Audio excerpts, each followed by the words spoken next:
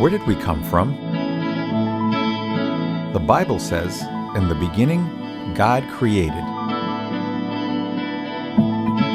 Evolution teaches the opposite. No one created. It all happened by itself. Which one is the truth? This is Headquarters. Doc M. Jackie. And Rich.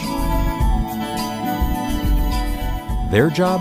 Investigate and discover the truth. This is The Creation Case.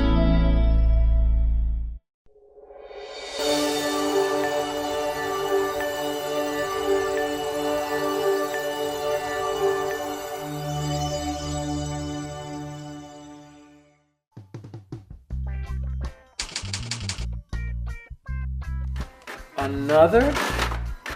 Is it more? Still more? This is crazy. The whole world is thinking about volcanoes. A paper eruption. Eruption. Perfect word. What do you mean, Doc M? Look, we've got all of these emails just today, and they're all asking the same thing. You're kidding. Here, look. This one. It's from Phil in Charlotte, North Carolina. He says, "My name is Phil, and I'm in 4th grade. I have a question. Last night I watched a show on TV that talked about a volcano that last erupted about 2 million years ago. How do they know that? I thought God created the world a few thousand years ago. I'm a little confused. Thank you, Phil." You know, I think he has a point.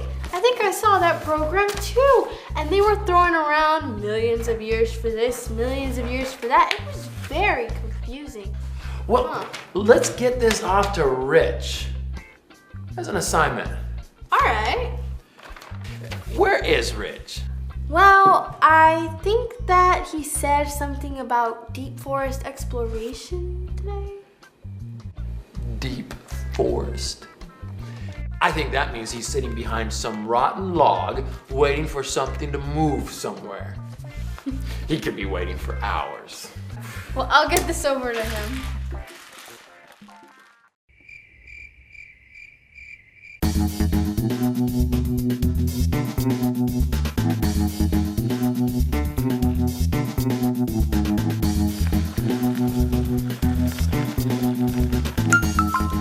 Hey, I think I got a new message from HQ. It might be a new assignment. Hi, Rich. This is Jackie at HQ. Doc M has your next assignment, and you better be careful because it's explosive. Yeah, today we need you to investigate volcanoes.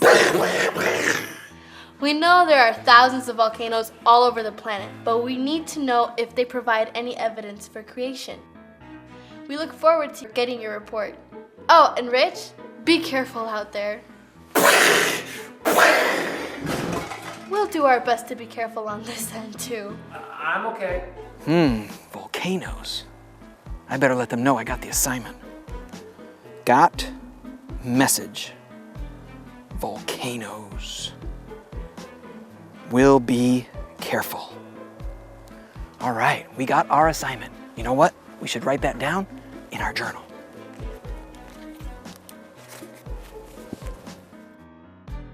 Volcanoes. You know what? We need to visit a volcano. You know, there's a story in the Bible that talks about underground energy. We need to check out the evidence to see if it matches up with what the Bible says. You know, we need to visit Wyoming. There's a lot of underground energy there. Let's get back to the Jeep.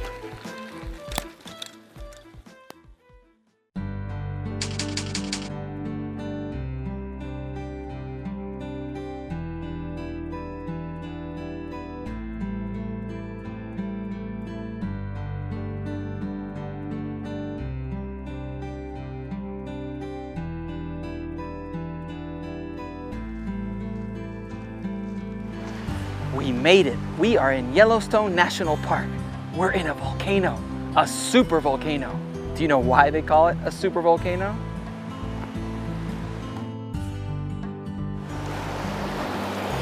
They call it super because it's huge. We're standing in the caldera of the volcano right now. That's where the lava used to be. This whole area is one big active volcano. We know it's active because there are over 10,000 geothermal features here. Geothermal means different forms of heat coming from underground. We've come here to see some of that heat reaching the surface. Check this out. One of the most common geothermal features is the hot spring. Something big is going on way down there because a lot of water is returning to the surface very hot, about 500 gallons per minute here. I just need to be careful not to fall in. One of the cool things about this hot spring are the colors. Look! A lot of colorful bacteria like to grow in this warm water that is rich in minerals. It's so cool to see so much color in nature. To really appreciate this place, you gotta see a picture from the sky. Check this out. Isn't that amazing? You can even see the boardwalk on the lower right. There's a lot of geothermal activity here in Yellowstone Park. Let's go see some more.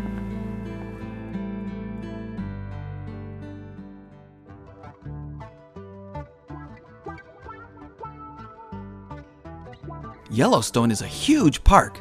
It was actually the first national park in the United States. These are called mud pots. There's not much water coming to the surface here. It's more steam and other gases that mix with the clay and minerals. Combined, you get a constant display of mud, splattering.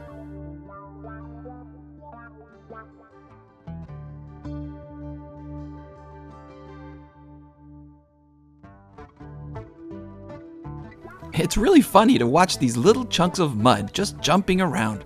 It almost looks like they're alive. We've seen hot springs and we've seen mud pots. Now let's go see some fumaroles. Fumaroles are like hot springs. The only difference is that there's no mud and no water makes it to the surface, just steam.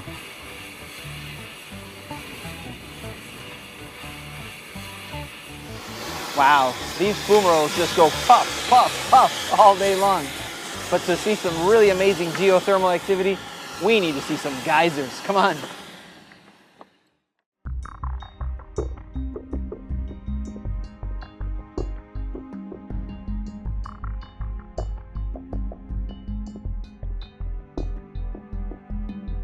Geysers are very rare. There are only about 1,000 in the world, and half of them are right here in Yellowstone. The most famous geyser in the world is right here behind me, Old Faithful. We're waiting for it to erupt. They call it Old Faithful because it faithfully erupts about every hour or so, 24/7. Since it's so predictable, millions of people come to see it erupt every year. The eruption of water starts slowly and can eventually shoot water over 150 feet high. Over 8,000 gallons of water can be blown into the air during the eruptions that only last a couple of minutes. Wow, that's amazing!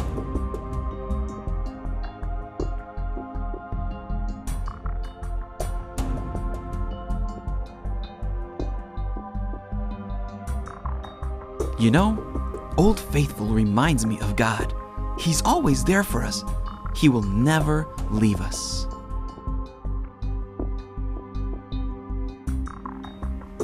Wow, that was cool. Actually, that was hot. The water comes out boiling. So how does all this geothermal energy work?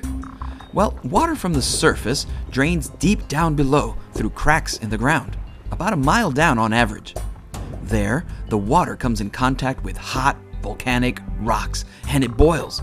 The pressure of the water boiling makes it eventually come blasting back up to the surface as boiling hot water and steam. There is no doubt there is incredible power under the surface.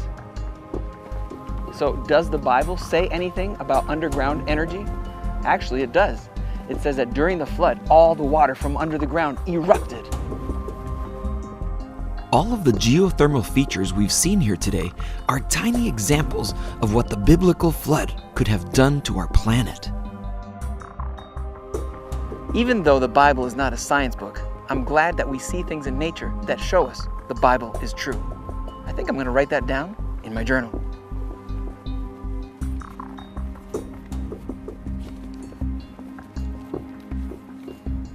There is a lot of energy underground, just like the Bible talks about in Genesis as it tells the account of the flood.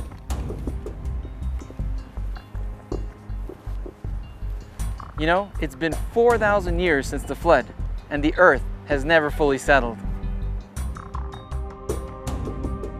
No one knows exactly when this supervolcano here in Yellowstone erupted, and there are no records of anyone that saw it erupt. There's only so much you can learn from a volcano long after it erupted. You know what would be helpful?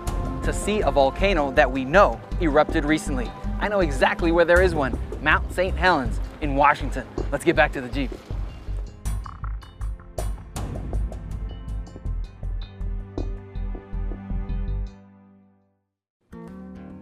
Hi everyone, it's Doc M here at HQ. While Rich is out investigating volcanoes, here at HQ we're gonna be doing some research about DNA and about our genes. Have you ever heard someone say, it's in your genes? They weren't talking about your pants. Genes are part of our DNA that provide information about each one of us. Information about our eye color, our height, our blood type, and thousands of other little details that make you just you. That is passed on to us from our parents. Since every person has around 30,000 genes, there are almost an endless variety of combinations, like combinations this, combinations that. That's why everyone looks a little different. For example, Jackie's eyes are hazel. Mine are brown. Jackie's hair and mine are different too. Each one of us is unique. Our gene combinations are totally different. Generation after generation, our genes are passed down, and each time it's a new combination. Surprise! I love it. That's important to remember because we're not getting any new genes. We're just copying and shuffling and changing the same ones around. They're like a set of dominoes. Each one of these dominoes is different, right? You've played dominoes. No two are the same.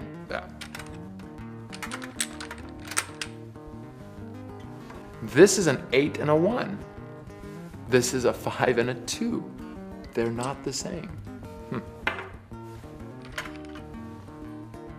This is a 4 and a 5, and this is a 4 and a 4. They're very close, but not the same. Wow.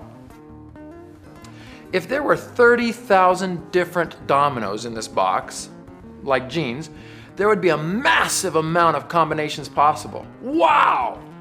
Those different combinations in our genes are what make each one of us unique. As generations pass, all we ever see is variety. Different ones. Never has there ever been any evidence that we are adding new genes. Just different combinations of the same, making variety. This is why, yet again, I believe God is my creator.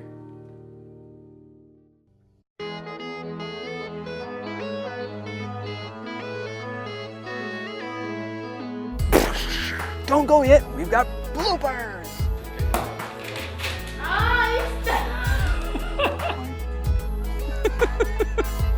True or false? Why am I laughing?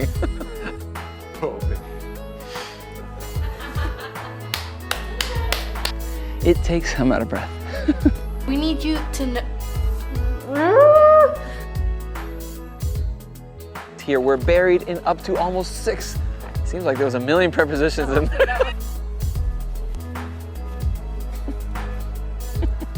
Supposed to take 1 day to happen.